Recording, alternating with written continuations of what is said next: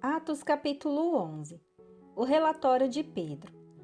Os apóstolos e os outros seguidores de Jesus em toda a região da Judéia souberam que os não-judeus também haviam recebido a palavra de Deus. Quando Pedro voltou para Jerusalém, aqueles que queriam que os não-judeus fossem circuncidados o criticaram, dizendo: "Você ficou hospedado na casa de homens que não são circuncidados e até tomou refeições com eles." Então Pedro deu um relatório completo de tudo o que havia acontecido. Desde o começo, ele disse: "Eu estava na cidade de Jope e lá, enquanto estava orando, tive uma visão. Vi uma coisa parecida com um grande lençol que baixou do céu, amarrado pelas 4 pontas, e parou perto de mim. Eu olhei para dentro daquilo com atenção e vi animais domésticos, animais selvagens, animais que se arrastam pelo chão e aves.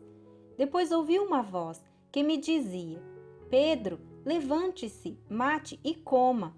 Eu respondi: 'Isso não, Senhor. Eu nunca comi nenhuma coisa que a lei considera suja ou impura.' Então a voz falou de novo do céu: 'Não chame de impuro aquilo que Deus purificou.' Isso aconteceu 3 vezes, e depois tudo aquilo voltou para o céu.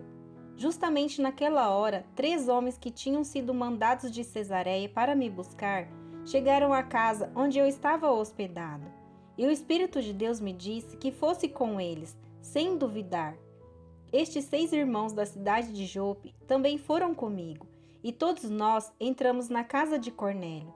Então ele nos contou como viu na casa dele um anjo em pé que lhe disse: 'Mande alguém a Jope para buscar Simão, que também é chamado de Pedro.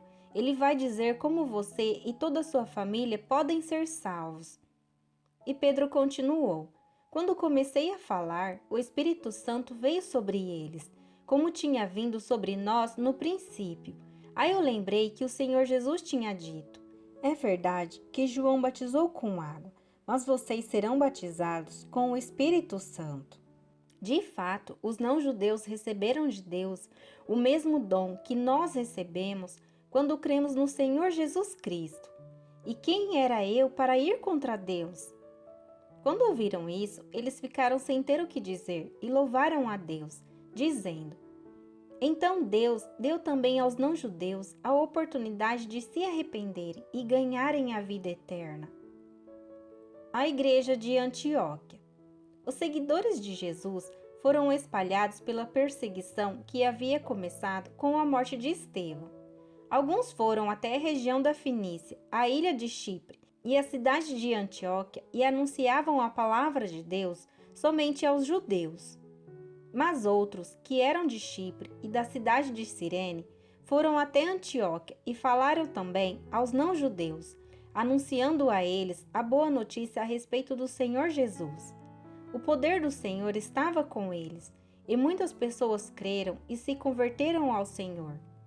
Essas notícias chegaram à igreja de Jerusalém, que resolveu mandar Barnabé para Antioquia. Quando chegou lá e viu como Deus tinha abençoado aquela gente, Barnabé ficou muito alegre e animou todos a continuarem fiéis ao Senhor, de todo o coração. Barnabé era um homem bom, cheio do Espírito Santo e de fé, e muitos se converteram ao Senhor. Depois Barnabé foi até a cidade de Tarso a fim de buscar Saulo. Quando o encontrou, ele o levou para Antioquia.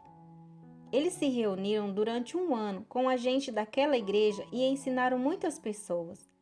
Foi em Antioquia que, pela primeira vez, os seguidores de Jesus foram chamados de cristãos. Naquele tempo, alguns profetas foram de Jerusalém para Antioquia.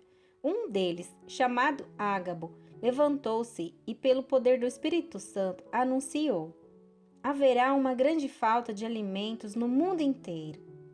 Isso aconteceu quando Cláudio era o imperador romano.